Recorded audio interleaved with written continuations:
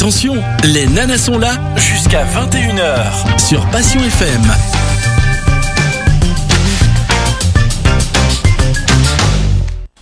Sylvie, on parle évidemment de Sylvie Neff qui nous a apporté d'ailleurs ce bel ouvrage, L'âme, sa mission, son karma, comprendre les mécanismes d'incarnation pour une vie harmonieuse. Parce que une fois qu'on a compris ça, tout va bien. Ça serait trop simple. Zut alors. Je dirais pas que tout va bien, mais on a quand même des pistes de réflexion pour commencer à comprendre ce qui se passe dans notre vie, en fait. Donc de changer la perspective, changer la vision qu'on a de ce qui nous arrive.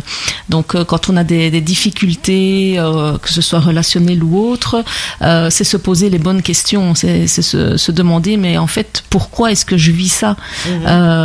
Pour moi, il n'y a pas de hasard. Donc, quand on vit quelque chose, il y a quelque chose à apprendre des expériences qu'on vit. On doit passer par là? On doit passer par là, oui, en quelque sorte. Après, pour moi, c'est l'âme qui a choisi aussi. L'âme a choisi beaucoup de choses, et donc, oui, on doit passer par là pour évoluer. Alors, souvent, quand je parle d'évolution, c'est l'évolution de l'âme. Donc l'évolution de l'âme, c'est aller vers plus d'amour, l'amour avec un grand A, donc avec toutes les autres émotions qui vont avec. Donc voilà, ça peut être donc l'amour inconditionnel bien sûr, mais ça passe par tout ce qui est acceptation de l'autre. Enfin bon, plein d'émotions positives, mais tout ça toujours dans l'amour, dans le respect de l'autre, dans le respect du libre arbitre de l'autre, voilà ce genre de choses, et c'est ça qu'on est venu expérimenter. Donc il y a des leçons à apprendre, et puis il y a aussi du karma à équilibrer. Donc le karma, c'est pas vraiment une punition, hein. Souvent on pense que c'est une punition, c'est pas une punition, c'est juste quelque chose qui nous permet d'équilibrer.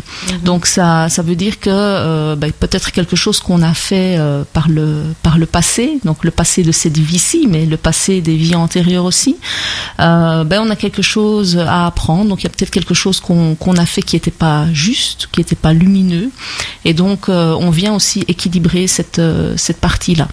Et quand on dit j'ai un bon ou un mauvais karma, c'est quoi? Il y a effectivement le bon karma et ce qu'on appelle le mauvais karma, qui n'est pas vraiment du mauvais karma, mais disons que c'est peut-être des choses qu'on n'a pas compris par le passé. Et donc le bon karma, mais en fait on n'a pas fait que des choses mauvaises dans les vies antérieures. Et encore, j'aime pas trop ce mot mauvais. Il n'y a pas vraiment de mauvais. Tout le monde ne traîne pas, je dirais, des casseroles et voilà, par exemple, une personne qui dit moi j'ai vraiment pleinement une vie heureuse, je n'ai aucun regret, tout va bien, son âme continue à aller vers le bien, c'est ça en fait, elle a travaillé déjà tout ce qu'il fallait, c'est ça. Mais tout ce qu'il fallait, oui. Maintenant, si elle est dans l'incarnation, c'est qu'il y a encore des choses à apprendre. Ah oui, quand même. Donc on ne s'incarne pas si on n'a rien à apprendre. Mais donc ça veut dire qu'à un moment donné, l'incarnation se termine quand même? C'est ce qu'on dit, oui, à un moment donné, l'incarnation se termine, ou en tout cas se termine sur Terre. Donc ce qu'il faut savoir, c'est qu'on peut s'incarner ailleurs que sur Terre aussi. Oh là là, Sylvie. Oh là là. Oh, ça devient compliqué. Et on peut s'incarner où?